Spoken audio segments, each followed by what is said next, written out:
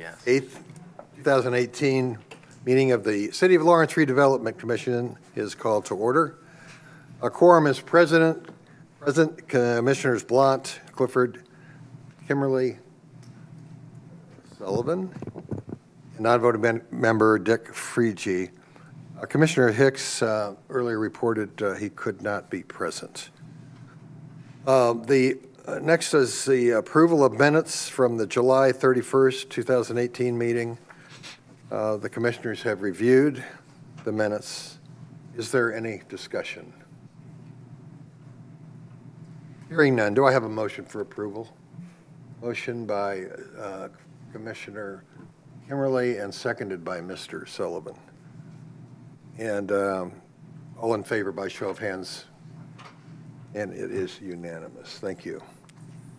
Next on the agenda is the approval of claims and purchase orders for payment. Today we have two vouchers totaling $462.05. And Mr.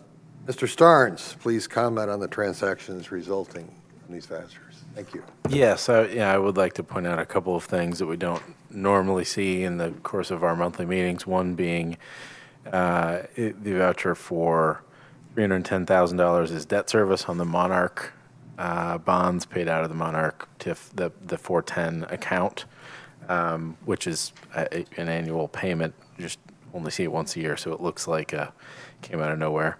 And then the other being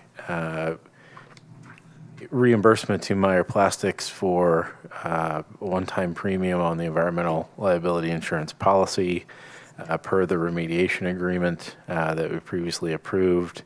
We did have a chance to review and ensure that the City of Lawrence, the Lawrence Redevelopment Commission, and the Lawrence Economic Development Commission are all named insureds under that policy in accordance with the other aspect of that agreement. Meyer paid for the policy premium at closing and is now seeking reimbursement. We've entered them into our system as a vendor, so this would be a one-time sort of grant reimbursement payment.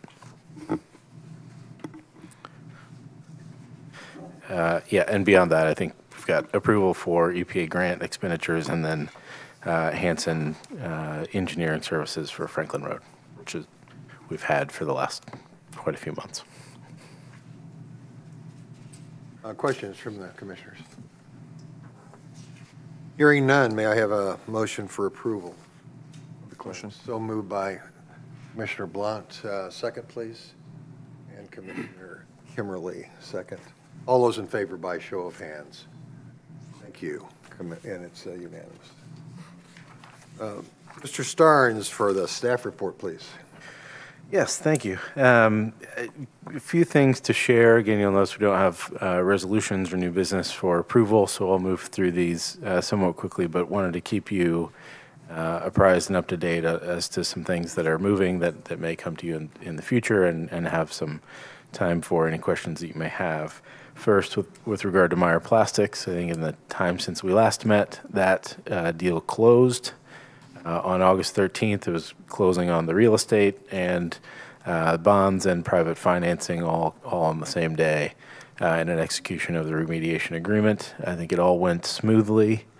And a couple of details following that, as we had previously discussed, in lieu of escrowing the $150,000 in sale proceeds for the RDC's use in continuing to see out the remediation process, that amount was remitted directly to the Redevelopment Commission from proceeds at closing. So it was essentially given in a lump sum, given that the Redevelopment Commission gets to keep anything that's left should it obtain closure through IDEM for less than $150,000. So I think that's good news. We won't have to make claims for draws on the escrowed funds. It's simpler, and I think that made sense to everyone. So Justice Sullivan, I think that was your suggestion. It was a good one and worked out well, so we'll have access to that. Meanwhile, on that same note, in working with BCA, we requested that the next sort of round of activities be declared eligible for reimbursement under our EPA assessment grant, which has some remaining funds in it, and learned not too long ago that that those expenditures were approved at an amount of, I believe, $63,000. So that will effectively offset anything that we would otherwise have taken from the $150,000 that was remitted to the Redevelopment Commission, and get us quite a ways down the road, I think, toward next rounds of sampling and monitoring to get the site to closure, which we've now contractually obligated the Redevelopment Commission to do.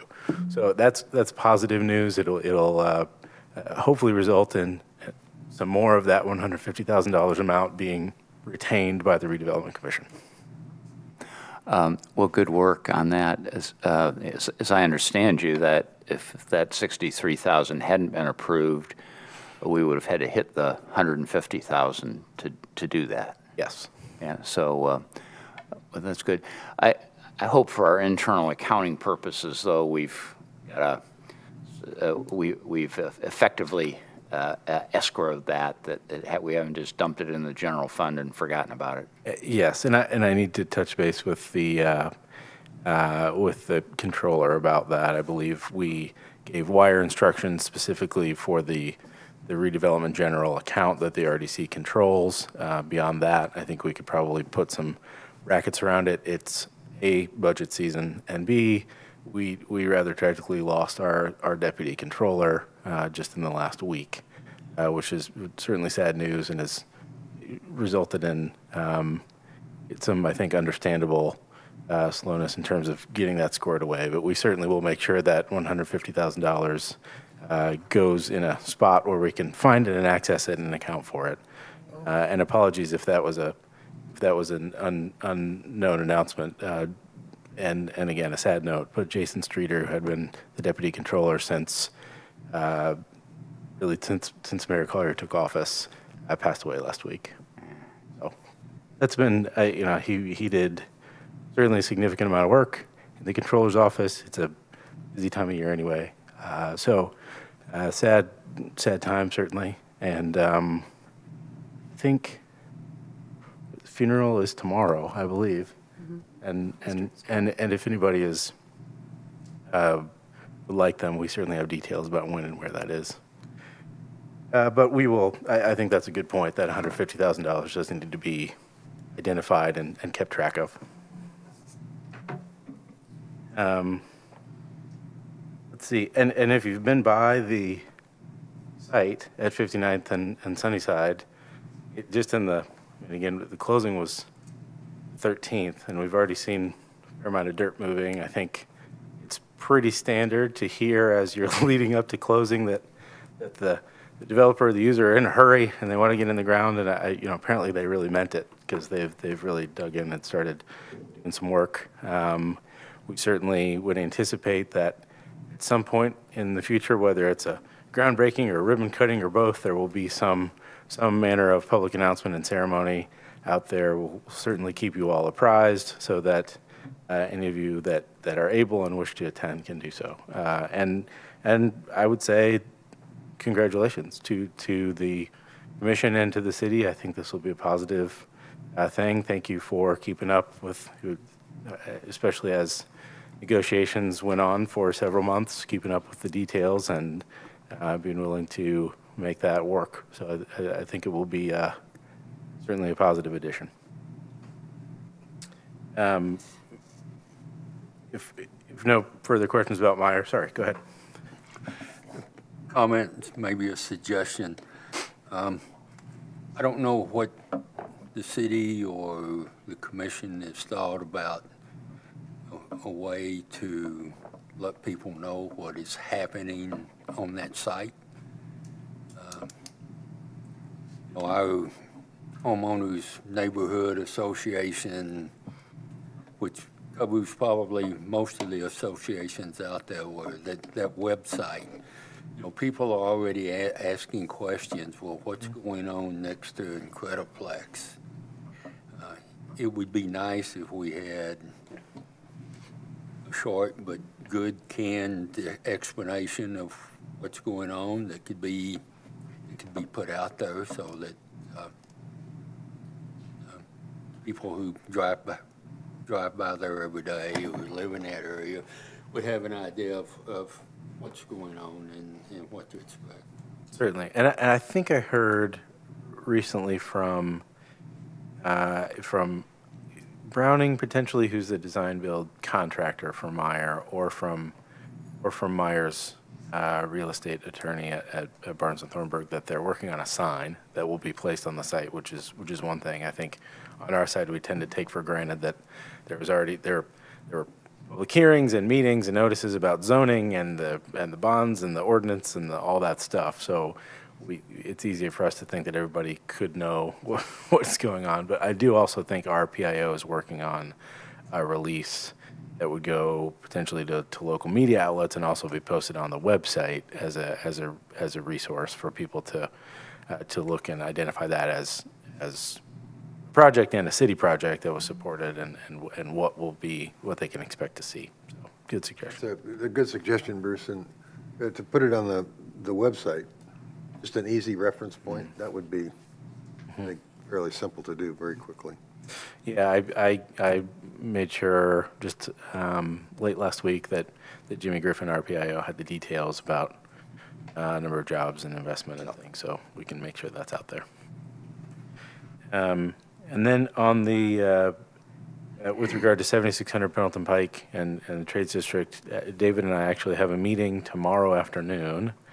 It's our understanding that for EGRSC, the mechanical and refrigeration contractor that has had interest in the site has prepared a letter of intent and wishes to meet with us to discuss the terms thereof tomorrow afternoon. So we will be meeting with I believe the CEO, CFO, and they've now hired a COO, along with Mark Susemichael of Browning, who I don't believe has been retained, but has been long part of the discussions as a potential development or construction partner on behalf of Browning Investments.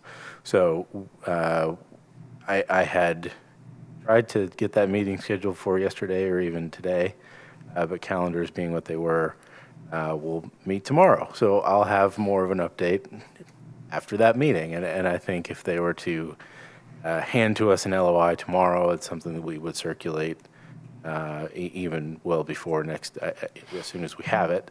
And I wouldn't imagine it's the kind of thing we'd need to schedule a special meeting for, but could allow for some maybe smaller group meetings between now and the next meeting if there is action that we might contemplate wanting to take on that LOI. So until I've seen it, I don't have a great sense of what is in it actually. So it'll be news to me tomorrow, and we'll keep you all apprised. Thank you. Moving forward, there continues to be interest, and that's the positive news. I mentioned this a time or two, and I really haven't looked the last couple of days, but driving by there last week, the site looked really overgrown and just sort of ugly. And as I say, that was a week ago, and I hadn't really, but particularly Mill Supplies had the grass was really cut and it was down and it was clear they were taking care of it. And then our property started right next, and it looked bad. And apparently it hasn't scared these people away. But True, but that is sort of we've talked about this before, that is the doorway to our city there for an awful lot of people. And I don't know, I guess it was particularly in the contrast to how nice Mill Supplies looked like it had kept its property. And I don't know, maybe we could just work out something with them where they would just do the same thing with our property that they do with theirs. But it seemed like it deserved a little attention.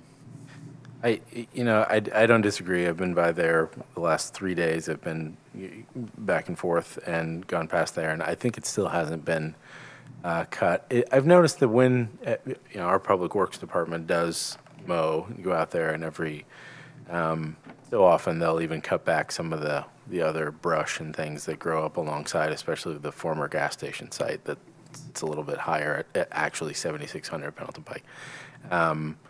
But when they do that, it does look a little better. So I'll encourage that to happen in the very near future.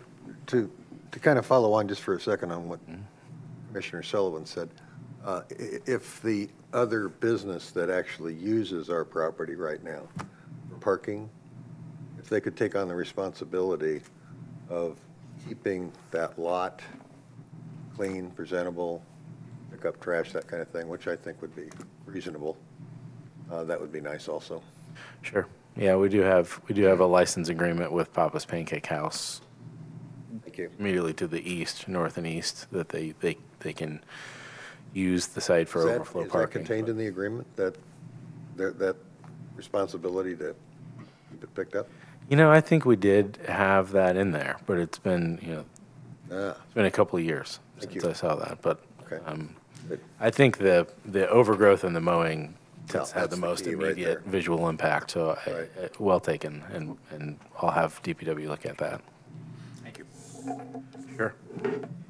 And hopefully before long we'll just plow it under. Well, yes. That's the goal. Yes, but also, That's the goal.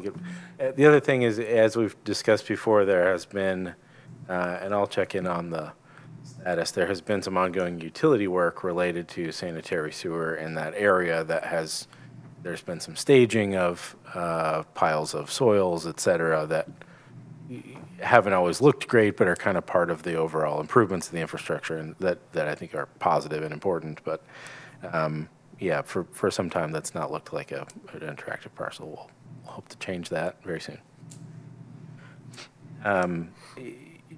Moving on to the Shadeland Avenue, and we can combine kind of items 3 and 4 here. First, as you'll recall, of course, the Redevelopment Commission awarded a project to Service Master franchise owned by Keith Matthews, who's also happens to be a reserve, a volunteer reserve police officer for Lawrence, and owns the franchise for the 4423 part that has the building on it. We have executed a project agreement in accordance with the details of his proposal and Service Master's proposal, and allowed for access in the interim. And I think that they have proceeded with some substantial mold remediation activities, even as they applied for a zoning variance to allow for use of that by their Service Master franchise. I think the zoning variance there had been one previously granted that allowed for motorcycle repair and service. So it was really a downhill variance to allow for indoor storage of vehicles and other equipment, but that was approved. And in the interim, again, Service Master has been remediating what is an ongoing water intrusion through the roof and mold proliferation issue. In the interim, I think the feedback I have, because we have not yet closed on transfer of the property, the fire suppression system in the building, because there's one that's existing, but it has not been utilized or charged in a number of years, of course. There's a need to potentially replace that system at substantial cost, which could potentially put the Service Master franchise sort of upside down on their investment in the building. The purchase price is $205,000, I believe, to the RDC. I think the investment that was contemplated was $300,000 to $400,000. The fire suppression system would add another $100,000 on top of that. And so we're now waiting on some feedback from appraisers about what the end market value of the building would be, just to inform closing. And so that'll be an ongoing conversation as to when closing could happen and what that investment looks like. But just as a status update, I think that's where things stand currently. There has been some positive activity already, kind of at risk by the selected user, but the costs of the renovation are kind of piling up, and so we'll see how that goes. The neighboring parcel to the south, which is addressed as 4399 North Shadeland, does not contain a structure. It's paved. It kind of comes around in an L shape behind the small, what used to be a house on Shadeland. controls really access to a larger parcel that is behind it, that's addressed on Ferris Avenue and owned by the Cato Family Trust.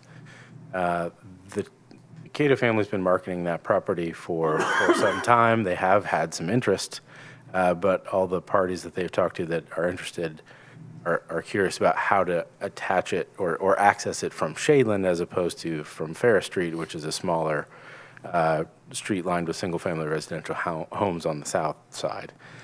So there's interest on the part of the Cato Family Trust to buy the piece that the Redevelopment Commission owns that's addressed at 4399 to provide access to the larger parcel, and also a desire on the part of the Cato family to coordinate with the city and the Redevelopment Commission on what types of use or development scenarios it would like to see for the property it currently owns that sits behind there. I think it's close to 13 acres. So the conversation I had with the broker was just a couple of days ago, and he wanted to make sure that we knew that he was interested. And we do have appraisals on that parcel. And I think we would have to follow public disposition procedures, but the Cato Family Trust is an adjoining or adjacent property owner, so that could provide an opportunity that way. So it's something we'll continue to explore. I think that is certainly a development opportunity behind there. That corridor, with the rollout of the new Marion County Transit Plan, stands to be served by a bus line that would come down Shadeland and tie into the Purple Line on 38th Street, which I think makes it a more attractive, potentially multifamily site, et cetera. It would be good to sort of reactivate that corridor and see not only positive activity from Service Master's relocation and expansion to the 4423 piece, but also new development there at 4399 or behind there that could start to bring that part of Lawrence on the western boundary there kind of back to life. So stay tuned, I would say at that point, but it's good to know that there's some interest and not only in acquisition of the property the RDC owns, but coordination on redevelopment of the Cato piece there. So it's the Shadeland update. Any questions? Sure. Get a drink. Is it true, would it be correct in saying that any occupant of the service, I'll call it the Service Master site, would require the rehabilitation of the fire suppression system? Yes. Okay. Do they know what the rehabilitation cost is for this fire suppression system? They have quotes that are close to $100,000. Yeah, I thought they'd be. I think the issue, as I've talked to Keith Matthews about this, there is an existing system, but because it hasn't been used or tested in some time, it's the contractors that he has talked to have all insisted on complete replacement as opposed to repair, because otherwise they would not warranty the system. So that's to replace it all is expensive and close to $100,000. And that's what it's going to. That sounds like it's what it's going to be, right? Yes, I think he continues. Last I talked to him last week, continues to hope that somebody will maybe give him a quote for repair and testing of the current system, but so far no luck. Okay, thank you. I would mention too, that was of course the only proposal that the Redevelopment Commission received for that parcel. And so I think the Redevelopment Commission could consider if there were kind of a gap created by that fire suppression issue, a sort of a grant of some of the sale proceeds back to the project to ensure that it moves forward toward productive new use, as opposed to the entire deal kind of falling apart and starting over from square one. Well, so it's something to that down the road, should that be the feedback, we can consider at that point. It's premature now, but I would mention it just Or because. another way, though, if it turns out that the building, the most expedient thing to do would be to raise the building, that could solve Cato's problem. And they could be afforded great access to their very large parcel in the back. So, anyway, there's different, yeah. And then I also wanted to mention the sort of 42nd post southern boundary of Lawrence is an area that we've talked about in prior meetings. Certainly, I wanted to share that the owner, who acquired the Mason Gardens property on 42nd Street, just west of Post Road, a year or two ago, and I would say, I think I've mentioned before, that new owner has substantially improved the property through addition of security features, including lights and cameras, and brightened the whole campus, and also some strict policies on tenant conduct and close coordination with both the Lawrence and the Indianapolis Metropolitan Police Departments to reduce incidents of crime in the complex. I think the feedback I received from both the Lawrence and the Indianapolis police officers I've talked to has been hugely positive about what they used to see and be called out for from Mason Gardens, and what they do post sort of acquisition by the ownership is gated properties. That same ownership group has now acquired and plans to demolish the 42nd Place Studio Apartments immediately to the east of Mason Gardens. Really? Yes. Oh.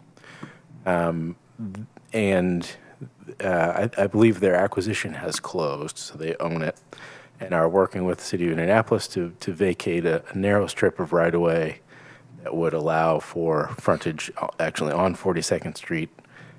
Looking at the parcel map, it's kind of awkwardly encroached upon by right-of-way that's not being used.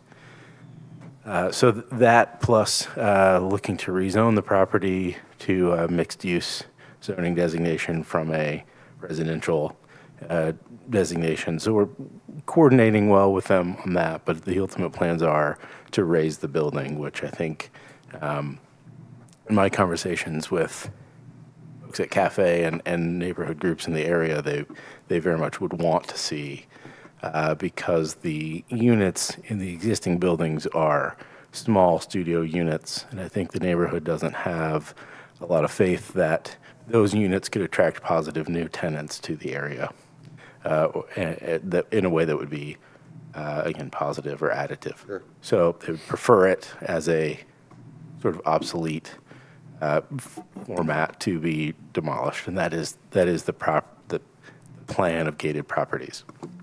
So we see that as positive. I know Cafe does as well. They've been in communication with the owner in that regard. And we learned very recently through the conversation that Mayor Collier had with Mayor Hogsett in Indianapolis that plans are moving forward to demolish the Oak Tree Apartments on east side of Post Road, south of 42nd Street, which has long been a hugely problematic property, has been vacant and abandoned for several years. It's a very large complex that has been a haven for a lot of criminal and gang activity for quite some time. So I think it's great to see positive movement in that regard on both sides of that border along 42nd and Post area, and we look forward to continuing to coordinate with gated properties on the Lawrence side and certainly Cafe, and to seeing the Oak Tree Apartments come down at long last here in the nearest future. Okay, on the Lawrence side for a minute, once raised, okay, do they contemplate a use for that property that's cleared? Not a specific one. So they're seeking to rezone it. Yeah. To okay. Rezone it to they're hoping to. the owner is hoping to rezone it from D3 to MU2, which allows for a range of commercial or residential uses. I believe actually the Indianapolis DMD staff has opposed to that change because they would not like, there are some permitted commercial uses that they find are inconsistent with the 38th Street corridor plan. So, and the ownership group has hired a local land use zoning attorney who's encouraged them to go through the list of permitted uses and cross off ones that they would never consider in hopes that maybe that helps the staff get more comfortable. And so that's where we are in the process. We'll see. So there is another use, we just don't know what it is yet. And I don't think the owner or developer knows what it is yet. So the rezoning is that I don't think they foresee new residential units on the site, or at least not strictly residential units. This Wouldn't have to is rezone it if it was residential, though, would they? right. Right. So I think if they were going to do new units, it would be in a mixed use Okay. facility with commercial likely on the ground floor, or a more commercial development. So I think the thought is to rezone it to something that's a little more flexible now while they look for opportunities to develop it. So I'm All good? doing what I can to keep up on the process, but I think first and foremost, it's important that those obsolete studio apartment buildings are slated to come down. Thank you. Yes, Bruce. Other questions? Yes, And 42nd Place Apartments, are those the ones that are on the northeast corner of 42nd and Post, behind where the filling station in that little strip mall is? Northwest corner, but Northwest, yes. Yeah, I'm sorry, northwest. So they sit sort of due west of the filling station. There's a small white kind of office building. And then immediately next to that, there's I want to say there are 4 buildings that are 2-story, kind of walk up. It looks a little bit like a motel because they're exterior staircases, but between the filling station and Maison Gardens, I think maybe they had been part of the same complex at one point, but that's the spot. great. So that and certainly I think Oak Tree is potentially even much bigger news given that it's a much bigger property, but on the Indianapolis side. But I think good signs for the overall area, and again that is Post Road is slated to be the bus rapid transit line that served by the Purple Line that would connect it via 38th Street to downtown and then via Post Road up into the fort. So I think we look forward to the positive impact that could have on future development in the area. Great, good. So those are my updates. Okay, thank you very much. Thank you. We're to any other business to come before the commission. Chris, do you have anything for us today? I do not. Do not. I have one thing. The next meeting of the commission is scheduled for September 25th. Following that meeting, I will be out of town for the October 23rd, 2018 meeting. I'd like to suggest a few modifications to our schedule for the commissioners. I'd like to suggest we move the October meeting to November 6th, and then move the November 27th meeting to December 7th, with the December 7th meeting being our last scheduled meeting of the year, unless, as we always do, unless we have some reason to meet later in the month. December 7th, that's a Friday? Oh, I've got that. I did that wrong then. It's the first, it's the first Tuesday in December. December the 4th. December the 4th, I'm sorry. So the October meeting the October 23rd meeting to November 6th, and the November 27th meeting to December 4th. November 6th is Election Day. November 6th is Election Day, So what is, I don't have Which my is calendar. Hang on. the day that November, Tuesday, November 6th. that is usually November 6th is Election Day. That won't work. Usually the city council is I didn't have that on my calendar. How about the What I'm- the preceding, the Tuesday, October 30, didn't work for you? Let's see, I'll be in Florence, Italy. It, November 13th? The commission has the most 52 unbelievable years we've been excuses. waiting on this. No, no, no. Sorry, I'll be in Eritrea. Sorry. I'm sorry. Frank, you're exactly right. We can't do it on Election Day. That won't work. Probably not. Well, we could always be, I mean, that could just be one more. I'm just not going to be able to attend and we stick with the original agenda. Unless we can work something out. Well, how about Darn it, I meant to bring my calendar. Thursday, November 8th? That'll be fine with me. We'll have to check with this. Yeah, well, that would be the last thing I was going to say. If we can come up with some proposed dates, we'd turn the issue over to staff and see if things would be available. Yeah, we'd have the Board of Works at 5 that day, so you'd have a hard stop at 5. Yeah, exactly. Which we could do. I'm available the 8th. Say again? I'm available November 8th. That's fine.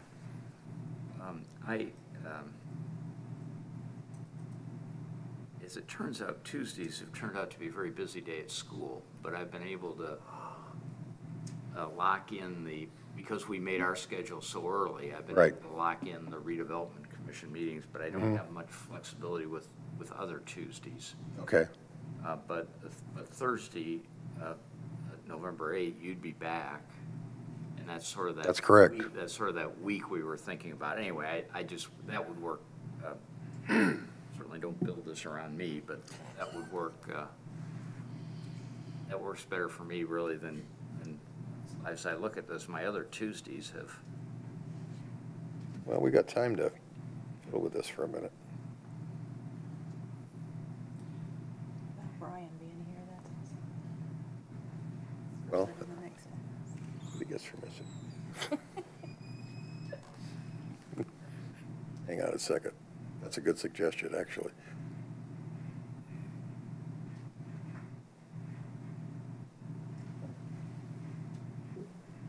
What is, the 8th?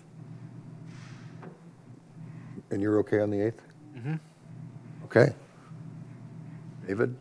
I'm okay on the 8th. Okay. Bruce? And okay. Would you be so kind as to see if we can reschedule October to the 8th of November? Okay. And then into December, we would look, as we're moving that, do we still want to go to the 4th of December as our last meeting, a month later? Okay, so the For me? October meeting is gonna slide to, no, the September meeting's gonna slide to October the, No? I think that's Dave. November 6th. October meeting slides to November 8th. And then the December meeting would be a month later. As opposed to the end of the month. Clifford's gone again. At the end of the month. Does that look, December 4th look okay? On the staff side? Great. Okay, would you be so kind as to check I will those? do that. Thank you so much. That's now scheduled for Thursday, November 27th. That would move to December 4.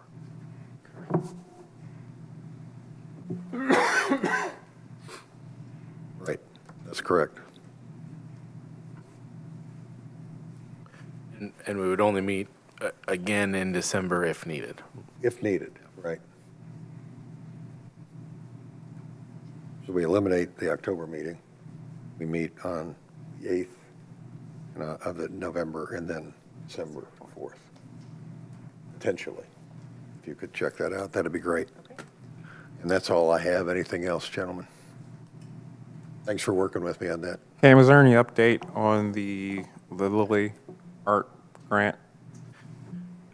Thanks. The application was submitted.